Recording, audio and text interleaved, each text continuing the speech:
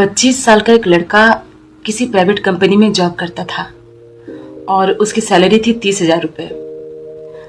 उस लड़के ने एक फ्लैट ले रखा था जिसकी ईएमआई थी 20,000 रुपये और बाकी के जो 10,000 रुपये थे उसमें वो अपना पूरा महीना खींच लेता था।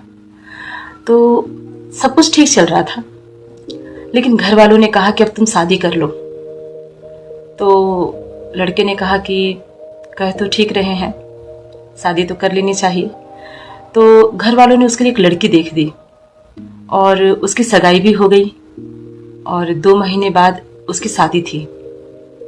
2 महीने बाद शादी होने वाली थी और वो लड़का सोच रहा था कि 10,000 में तो मेरा काम चल जाता है, लेकिन जब अब पत्नी आ जाएगी तो 20,000 तो ईएमआई में चला जाएगा फ्लैट का।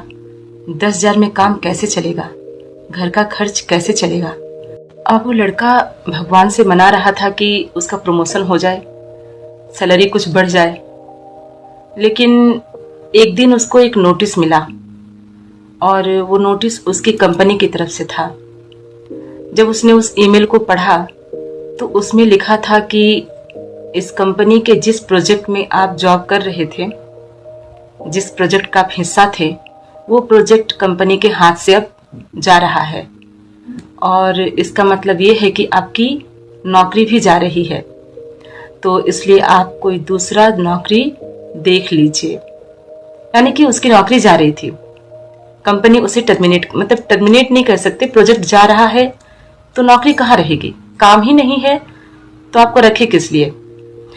तो अब वो सोच रहा है कि अब क्या करें। 2 दिन के बाद महीना खत्म होगा और नौकरी जा रही है।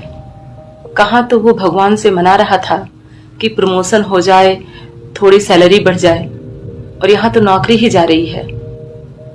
अब वो सोच रहा है कि भगवान ने ये क्या कर दिया, भगवान ने मेरे साथ इतना बुरा क्यों किया। अच्छा दोस्तों, आप ही बताइए कि उसके साथ अच्छा हुआ या बुरा। ये तो बुरा हुआ ना, क्योंकि 2 महीने बाद शादी थी। शादी थी नहीं, शादी है, शादी तो करनी ही पड़ेगी ना, नौकरी रहे ना रहे। तो अब वो नौकरी ढूंढना है उसको, तो वो अब नौकरी ढूंढने के लिए बैठ गया और ढेर सारी तैयारी शुरू किया वो, क्योंकि अब इंटरव्यू देना पड़ेगा, शुरुआत करना पड़ेगा फिर से नई नौकरी के लिए। तो उसने खुद को बंद कर लिया कमरे में और इंटरव्यू की तैयारी करने लगा।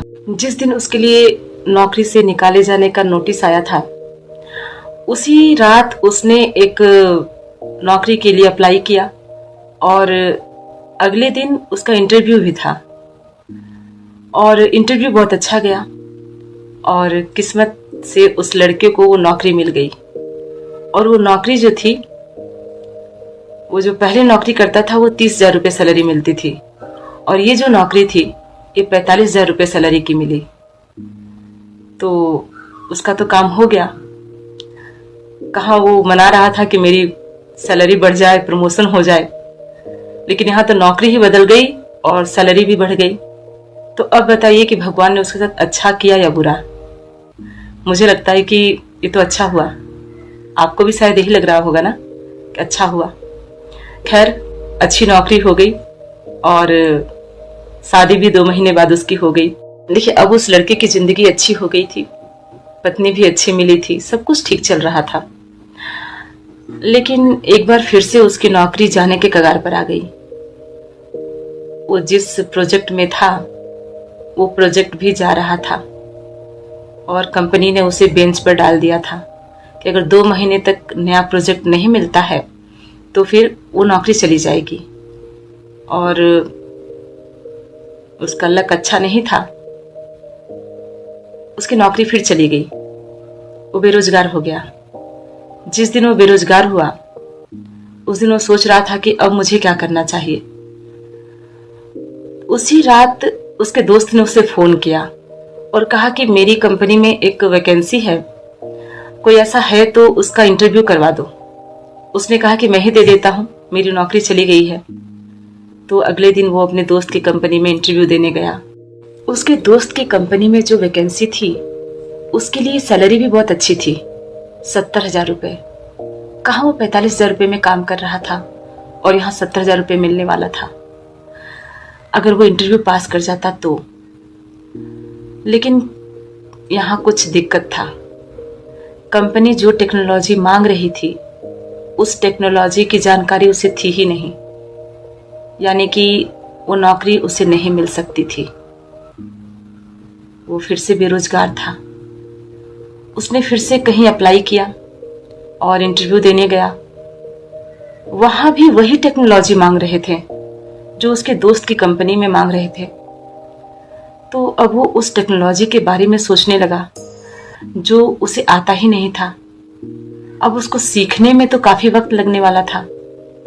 अब वो सोचने लगा कि क्या करना चाहिए, कि भगवान क्या चाहता है, मैं क्या करूं। फिर उसने डिसाइड किया कि मैं इस टेक्नोलॉजी को सीखूंगा जो मुझे नहीं आता है और जिसकी बहुत डिमांड है। तो उस लड़के ने सब कुछ छोड़कर 10 दिन तक अपने आप को कमरे में बंद कर लिया और 10 दिनों में ही उसने उस टेक्नोलॉजी को इंटरनेट के माध्यम से पूरी तरह सीख लिया। और उसके बाद वो एक इंटरव्यू देने गया और वहां उस टेक्नोलॉजी की जानकारी होने की वजह से उसे नौकरी मिल गई। और नौकरी जो मिली तो सैलरी कितनी मिलने वाली थी आपको पता है? 1,10,000 रुपए। कहाँ 70,000 रुपए, कहाँ 1,10,000 रुपए। तो भगवान क्या चाहता था? तो दोस्तों, भगवान ना हमेशा हमारे लिए अच्छा सोचते हैं। जितना अच्छा हम खुद अपना नहीं सोच सकते उतना अच्छा भगवान सोच के रखते हैं। लेकिन जरूरत है कि आप भगवान पर विश्वास रखें। देखिए, जिंदगी में कभी छोटी मोटी मुसीबत आए ना तो घबराकर किसी से मदद नहीं मांगना चाहिए, क्योंकि मुसीबत तो थोड़ी देर के लिए आता है लेकिन एहसान जिंदगी भर के लिए रह जाता है। देखिए, वक्त बदल जाने से उतनी तकलीफ नहीं होती है जितना अपनों के बदल जाने से होता है। कि बीता हुआ कल बदला नहीं जा सकता, लेकिन आने वाला कल हमेशा आपके हाथ में होता है। आप जितना डरोगे ना, लोग उतना ही डराएंगे। अगर आप हिम्मत करोगे तो बड़े बड़े आपके सामने सर झुकाएंगे। बीते हुए वक्त पर ना कभी पछतावा नहीं करना चाहिए। अगर पछतावा करना है तो उस वक्त पर पछतावा कीजिए जो वक्त आपने गलत लोगों के साथ बिताया। देखिए, गलत लोगों की जीत ना उसी वक्त तय हो जाती है जब सही लोग चुप हो जाते हैं। कि विकल्प तो बहुत मिलेंगे आपको राह से भटकाने के लिए, लेकिन संकल्प एक ही काफी है मंजिल तक पहुंचाने के लिए।